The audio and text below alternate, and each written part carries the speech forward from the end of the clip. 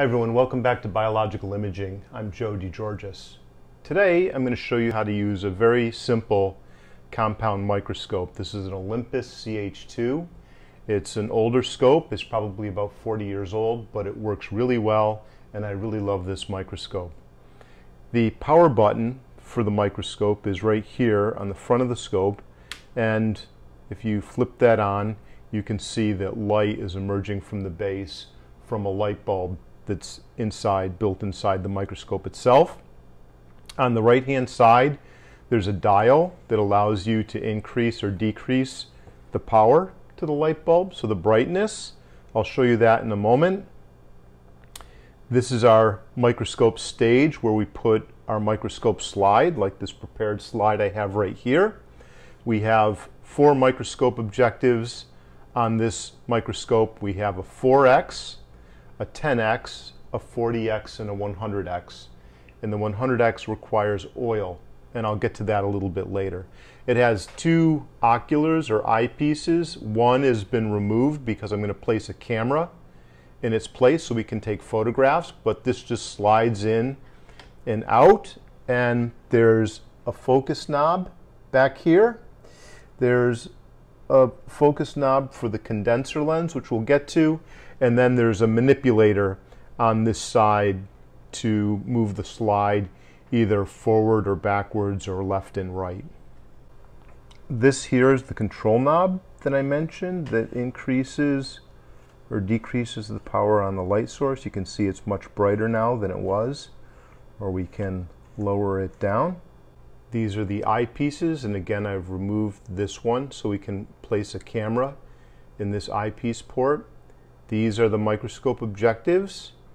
This is our stage, and we move this arm back in order to put the glass slide onto the microscope stage, which I'll do in a moment. And this is the manipulator device. This moves it closer to you or further away, and this one down here moves the sample left and right. Okay, so the eyepieces can move in or out so that you can adjust it for the distance your eyes are apart from each other, so it's comfortable and it lines up with your eyes. The microscope objectives are on this turret, which turns. And right now we have the 4x microscope objective in place. This is our focusing. This is coarse, the inside knob, and the outside knob is the fine focus. And to put the sample on the microscope, as I mentioned, you need to pull this lever back like this and slide the slide in place like so, and then slowly bring this arm back in place, and that holds the sample to the stage. I moved the one eyepiece over to the right in order to focus the sample so that it's in focus for both your right and left eye. You first need to focus the microscope for your right eye. So you would look through this eyepiece at the sample and you would focus the microscope using this focus knob. What that does is it raises and lowers the stage closer or further from your microscope objective. Once the sample is in focus with this eye, you would then look through your left eye and you would focus it by using this ring, which moves the eyepiece in and out and will allow you to focus your left eye on the sample so that now both the left and right eye can see the sample in focus, and you move the eyepieces in and out so that it's comfortable and it matches your face, your eyes. To attach a camera to the microscope, I bought an adapter. This one I actually had manufactured, but you can buy these on Amazon for about $100. It's a Canon. I have a Canon camera, so it's a Canon to a microscope adapter, and that goes on where the lens would normally attach to the camera. And then this adapter slides into this slot for the eyepiece. So I could use either eyepiece. In this case I'm going to use the left side.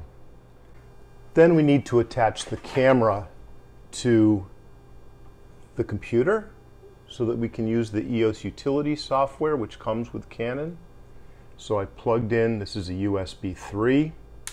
In this particular case, I turn the camera on, and then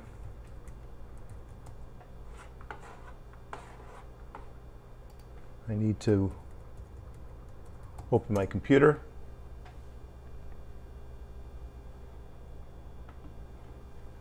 And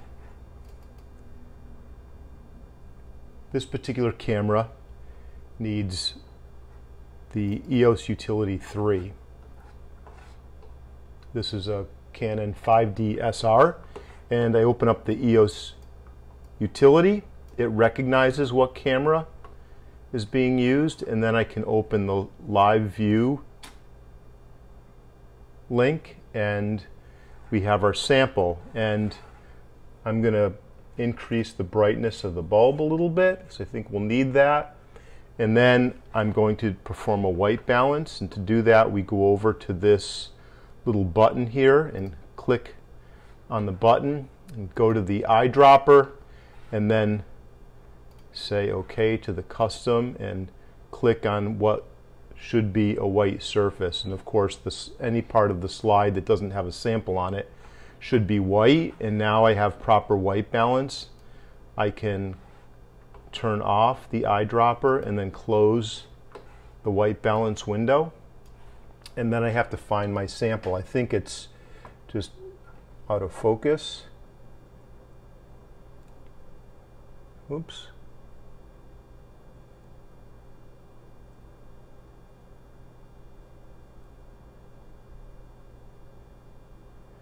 Here we go. This is epithelium.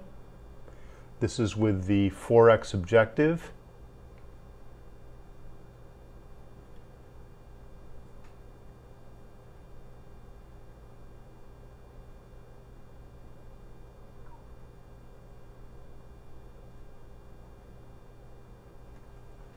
And if I want to zoom in, I can either move this square around like this and then double click on it, or I can, whoops, didn't mean to close that, or I can just double click and it moves the rectangle to the place where I clicked. And there we go. Now we can try to refocus on that particular spot.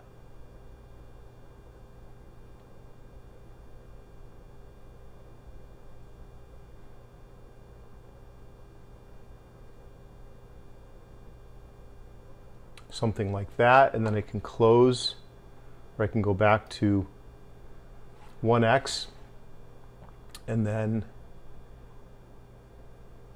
need to put this on still images. Whoops. I'm going to double check my white balance by moving off the sample, and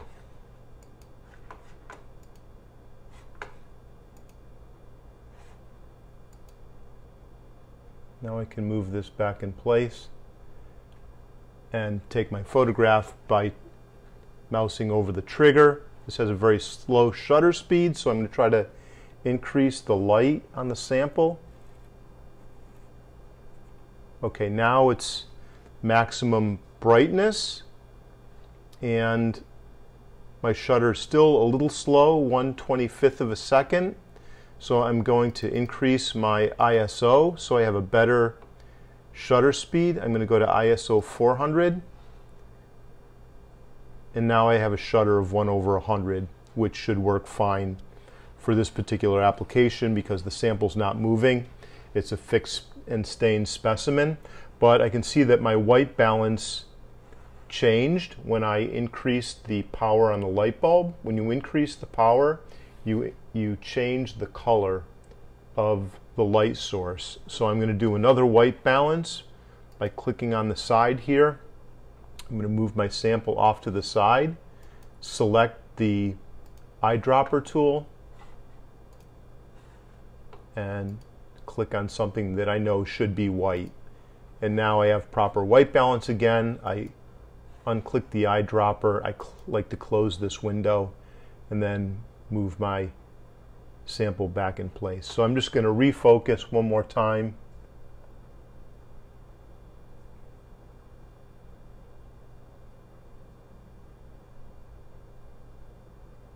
Something like that. And then I'm going to take my photograph.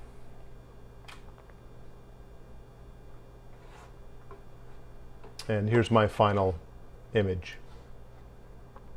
Okay.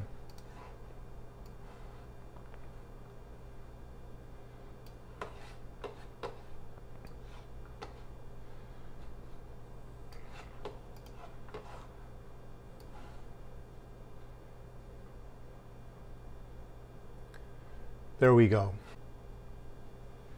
There you go, pretty straightforward. So the only difference between this microscope and the ones that we've talked about previously is that the camera goes through the eyepiece rather than through the trinoc port, because this microscope doesn't have that third eyepiece. This also doesn't have the ability to adjust for color illumination, and it doesn't do bright field or phase contrast. It does have a focusing knob for the condenser, and it has a diaphragm for the condenser, and if you close it down enough, you increase some of the contrast of the scope of the microscope. So you can increase contrast by playing with this condenser aperture.